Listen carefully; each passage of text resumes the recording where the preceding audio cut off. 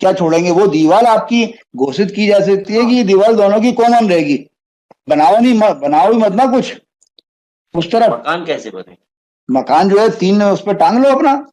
Sir मकान तो already इतनी जगह कि वहां मतलब ये 9 इंच की कॉलम बीम खड़ी कर दें तो कोई इश्यू नहीं है, दोनों का मकान और मजबूत हो जाएगा उससे। आप इनकी दीवार के बगल में बनाओ और इनकी दीवार भी जो है और आपकी दीवार दोनों की कॉमन वॉल ट्रीट की जाएगी। हाँ तो ये जो दीवार है 18 इंची की, 9 इंची इनने काट ली है। तो काट लियो वो 9 इंची वो जो बनाई इनने कॉलम बीम, उसके नीचे कच्ची दीवार है, तो वो भाई इनकी तो बनी हुई है ना। नहीं सर मेरा ऑलरेडी बना हुआ है पूरा। नीचे जमीन से लेके ऊपर तक बना है। ये सर तो आप काटो ना, उसमें प्रॉब्लम क्या आएगी आपकी? आपको ऐसा लगता है इनके काटने से कोई प्रॉब्लम आएगी? सर मुझे कोई प्रॉब्लम नहीं, और मैं फुल सहयोग करूंगा इनका मकान बनाने में, फुल सहयोग। इसी से ज्यादा अच्छा सहयोग नहीं मिलेगा आपको। पूरा सहयोग करूंगा, इनकी कॉलम भी मैं खड़े होके करवाऊंगा। मैं खुद जो बोला इनसे, मगर इन्होंने आज। अरे वो बोल तो रहे हैं, और क्या पैर छिए अभी आपके यहाँ? नहीं सर मैं नहीं चाहता। कह तो रहे हैं, वो क्या कहें? चलो दोनों लोग राजीनामा तैयार करो। इस तरह का जो पारिवारिक समस्या है वो आपको हर जगह देखने को मिलेगा। यानी जमीन रसीद में दोनों भाई का नाम, ये 2 भाई हैं और इन दोनों भाई का जो नाम दर्ज है वो जितनी सारी जमीन है, तो जमीन का जो राजस्व दिया जाता है तो इस पे आप यहाँ पर जो नाम दर्ज है तो नाम में दोनों भाई का नाम है। अब आप कहेंगे कागजात जो है वो एक है और एक ही कागजात पर जो है दोनों भाई का नाम है।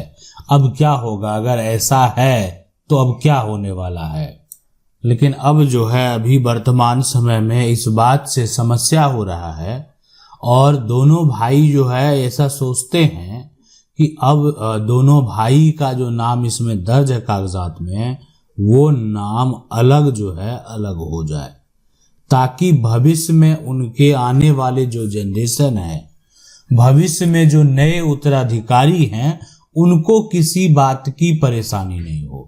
यानी एक समय के लिए ये सही था और एक समय के बाद इसमें समस्या उत्पन्न होने लगी और अगर इसको सही नहीं किया जाएगा तो भविष्य में समस्याएं उत्पन्न हो सकती है। आखिर क्या करना होगा? ये अलग अलग जमीन रसीद जो है, यानी दोनों का ऐसा कागजात अलग अलग हो जाए, उसके लिए किस प्रकार से जो कागजात है वो तैयार करने होंगे और उसके साथ साथ और कौन कौन से डॉक्यूमेंट की जरूरत पड़ेगी। अब ये कब तक संभव है, कितना समय लगेगा और कितना खर्च लगेगा, अब इसमें किसी प्रकार का कोई समस्या उत्पन्न होगा भी या नहीं होगा।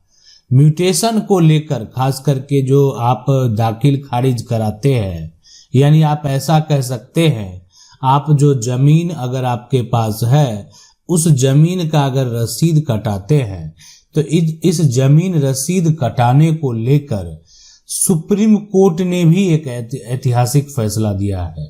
यानी सुप्रीम कोर्ट का जो फैसला है वो भी आप जरूर जान लीजिए कि आखिर इस मामले को लेकर सुप्रीम कोर्ट ने क्या फैसला दिया है। देखिए ये जमीन है, अब ये यहाँ पर जो है 2 भाई हैं, एक कागजात है, दोनों भाई का नाम दर्ज है, मतलब कागजात पर अगर देखेंगे तो दोनों भाई का नाम एक कागजात पर आपको दिखेगा। अब सवाल उठता है कि इसको इस प्रकार से डिवाइड कर दिया जाए कि कागजात जो है एक तरह से एक हो और उसके बाद जो है यानी लेकिन दोनों भाई का अपना अलग अलग हो, इनके पास भी एक कागजात हो, इनके पास भी एक कागजात हो, और रही बात नाम तो वो भी अलग अलग हो जाए। यानी अब ये प्रॉपर्टी को आप कह सकते हैं कि इस तरीके से डिवाइड कर दिया जाए कि दोनों एक प्लॉट जो है उसका एक टुकड़ा, ये प्लॉट सारा। अब इसमें क्या होगा कि आप एक दस्तावेज तैयार करेंगे। अब ये दस्तावेज जो है आपको कहाँ मिलेगा? देखिए ये आपके राज्य सरकार के द्वारा जो है जमीन को डिवाइड करने के लिए जो स्टाम्प शुल्क निर्धारित किया गया है वो आपको एक खरीदना होगा। अब ये कागजात जो है ये आपने खरीद लिया, ये आपको मिल गया। अब आप कहेंगे कहाँ मिलेगा? तो जो आपका निबंधन कार्यालय है यानी जहां पर आपके जमीन की जहां पर रजिस्ट्री होती है वहीं पर ये कागजात मिलेगा। जमीन की रजिस्ट्री जहां होती है वहां पर आपको मिल जाएगा। आप ये कागजात लेंगे और आपका जो प्लॉट है उसको आप किधर हैं और किस साइड हैं, इसमें एक जो है जमीन को आप मेजर करवाएंगे।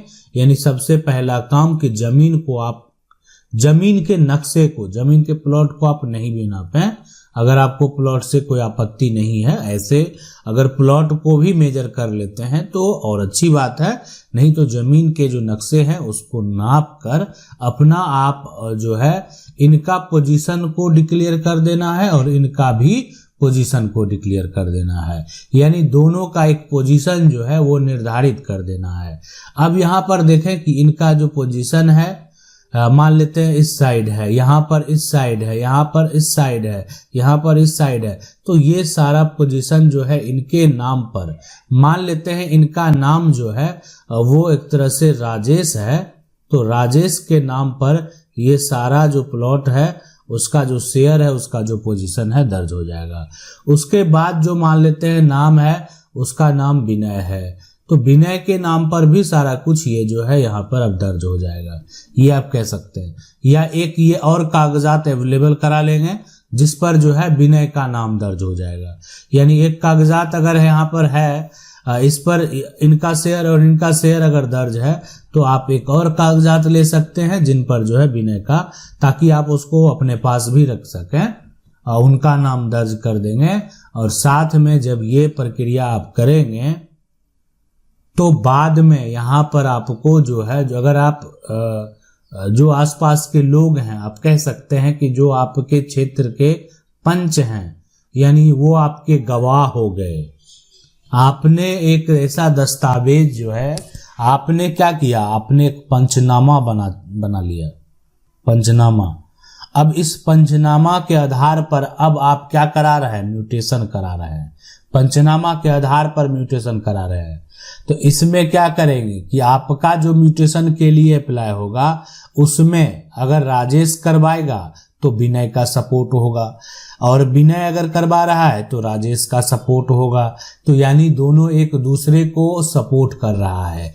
यानी सपोर्ट कब करेगा, जब किसी प्रकार का समस्या उत्पन्न नहीं हो, पारिवारिक विवाद नहीं हो। तो अगर ये सपोर्ट करने को तैयार है तो कभी कोई दिक्कत नहीं आएगा, इस बात को आप समझ लें। तो इसीलिए ये बेहद जरूरी है, अगर वो सपोर्ट कर रहे हैं तो कोई भी समस्या उत्पन्न नहीं होने वाला है। अब यहाँ पर सबसे बड़ा सवाल, अब इसमें एक बड़ा सवाल और लोगों का जो समस्या है वो ये कहते हैं कि यहाँ पर जो है एक भाई के द्वारा, यानी एक भाई ने पहले ही अपने नाम पर करवा लिया, मैंने सपोर्ट नहीं किया हूं, अपने नाम पर जो है करवा लिया। और सबसे बड़ी बात है, ये करवा तो लिया गया, पोजीशन भी अपने मन से दे दिया गया, वो जिधर जा रहे थे। अब यहाँ पर ये रोड है, अब इस जमीन का प्लॉट का दूरी रोड से, अब इसमें जो है यहाँ पर अब यहाँ का और यहाँ का दोनों का देखें, ये यहाँ वाला जो प्लॉट है, तो अभी रोड की अगर बात करेंगे सबसे पहले, तो वो कुछ ऐसे प्लॉट है जिनको अपने नाम पर बिना भाई की सहमति से, इनका जो भाई है उनका सहमति भी नहीं लिया गया, अपने नाम पर करवा लिया गया।